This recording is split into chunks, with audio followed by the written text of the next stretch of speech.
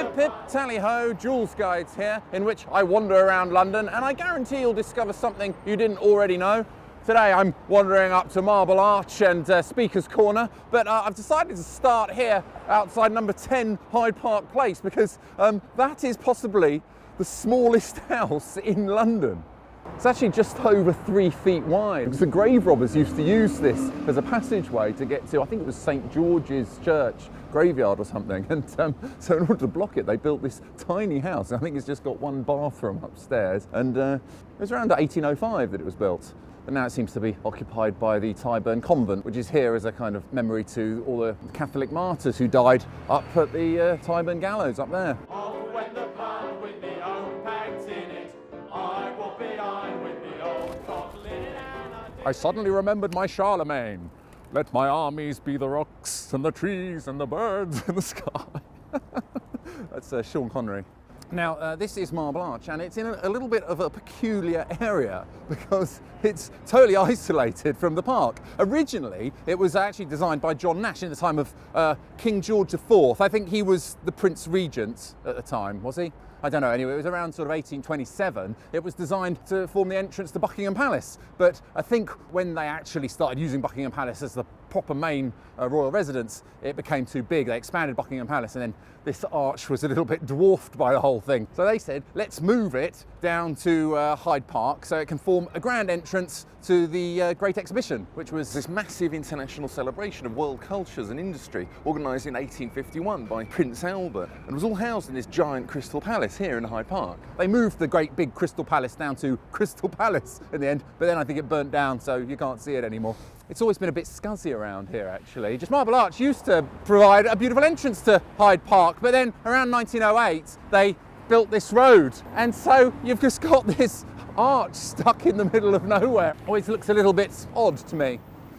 But these were originally going to be made out of gold, but I think because King George IV was such a spendthrift and he spent all his money on building, Regent Street and all that stuff, they ended up doing them out of bronze. Who's that? St. George slaying a dragon, and up here they've got England, Scotland and Ireland, represented by 3 women. John Betjeman, the famous poet who went to the same school as me and was taught by T.S. Eliot there, he claims that this used to be a police station, but it's not, although the police do sometimes use it as an outpost during demonstrations. It looks like there might be something going on today. Joolz Guides makes the sun shine bright. When Joolz holds your hand, I feel so grand. Over here, so that's where the old Tyburn gallows was. Tyburn was a river, and so Tyburn ran quite close to here. So, oh, there it is, look. The site of Tyburn Tree. Many a person has swung here. The first recorded hanging was here in 1196. And for the next 600 years, hundreds of rebels, traitors, highwaymen and Catholics were executed here. I mean, originally it would just have been a gallows for one person, and then later on, I think in the 1400s, they decided to have a kind of triangular gallows, and it was big enough to hold 8 people on each part of the triangle. So you could have, I suppose, due to popular demand, they needed to hang 24 people swinging in the breeze. I'm not going to swing free myself because it's a bit cold for that today. Hello. Famously, they actually hanged Oliver Cromwell here, but only after he was already dead. In order to punish him for the role that he played in chopping off King Charles I's head, they disinterred him, which means they dug him up, and then they brought him down here and they hanged a dead body of Oliver Cromwell. But they did a death mask of him, so you can actually see what he really looked like. And Samuel Pepys describes this as being a really, really sorry sight. And they'd bring them all the way up from Newgate Prison all the way up to here. Of course, in the 1700s, they stopped hanging people here and they took all the hangings up to Newgate. There was a bit of an outcry, actually. People quite enjoyed the spectacle. They just wheel up the cart here, put the noose around your neck and wheel the cart away, and then you just end up swinging. But anyway, they would have a chance while standing here to make a kind of little speech, complain about, I don't know, the government, the monarchy, religion, which is why Speaker's Corner started up over there. Anyone can stand up and do a talk there. I mean, if you've got some grievance or something and you want to talk about, I don't know, how unjust it is that so many people follow somebody on Instagram and Joolz Guides doesn't have quite as many subscribers, then You know, you can go up there and just shout about it, and you put a soapbox down and people gather around you and listen to you, or ignore you, or shout abuse at you, which is probably more likely. I think you should Better talk stop about here. how easy it is to subscribe to your channel. Yes, and that's how a good free point. it is. It is free to subscribe and very easy. You just have to hit the subscribe button. And then you can show off and tell everybody about how many subscribers I mean, you've got. what other guide to London shows you all these beautiful rubbish bins and things like that? I mean, you know, this is the kind of quality you get with Joolz guides. It's a very large looking crowd. I'm not sure if I'm going to be able to get as big a crowd as him. What do you think? I mean, traditionally, this has been an area where for years people have been doing talks and stuff. Lenin, Karl Marx, George Orwell came down here. We don't need that guidance. We have all the guidance already. We have the light. That's that Daily Mail reporter, Katie Hopkins.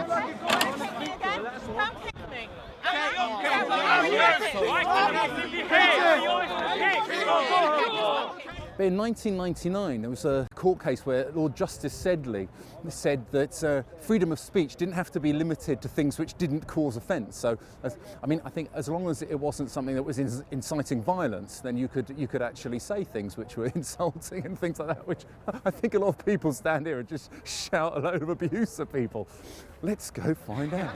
Let's start World War III. Make Hinduism great again, make Buddhism great again, make Jainism great again. When I stand up as a speaker, I get heckled a lot and so on. But for anybody who is new, it would be very difficult. They're allowed to, but like, it should be a minority thing. It shouldn't be an encouraged thing. Blessed are the cheesemongers, for they shall inhibit their girth. You did not find no evidence in Iraq. Tony Blair, did he find evidence? You people after the money. Me up and not This allow me to go is somewhere. why we need freedom of speech. Yes. I disagree with what you just said. I think Yeah. it's disgusting what you just said. Yeah. But we're allowed to have a free exchange of Of ideas. course, yeah. I tell you what, you get some people with some very forthright views down here, and they're not embarrassed to voice them either.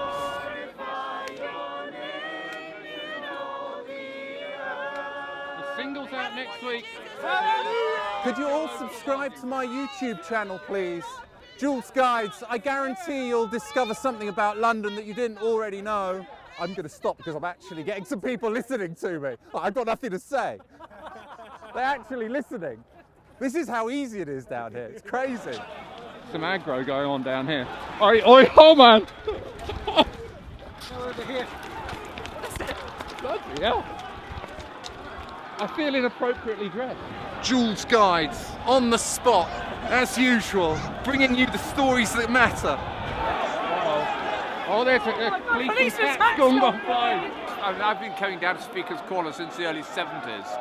I go back to the days when Robert Ogilvie was here and John Webster and all sorts of other extraordinary people. The place. Are you not scared? Am I not scared?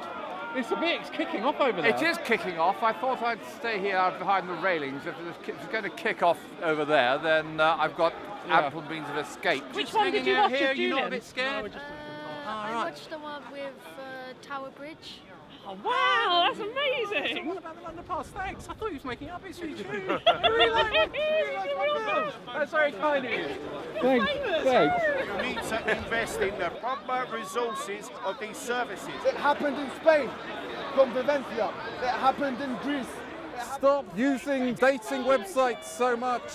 What will your future wife say when she discovers that the first time you set eyes on her was sitting on the toilet swiping left and right on Tinder?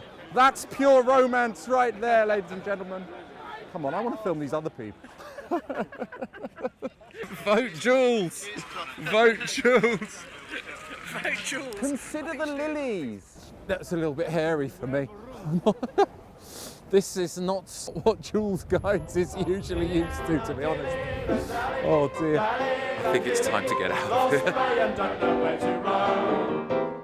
Well, thanks for watching. If you enjoy my films, don't forget to hit the subscribe button. And if you want a private tour of London, then just get in touch on my website, joolzguides.com, where you can find out more about me. And if you want, contribute via PayPal or become my Patreon. And even buy some tasteful Joolz Guides merchandise as if you wanted to. But do have a look at some of my other videos, because people often ask me, oh, why don't you make a video about Bank area or something like that? Click onto the map, and then click onto a little mini Joolzy, and then a video will pop out about that area.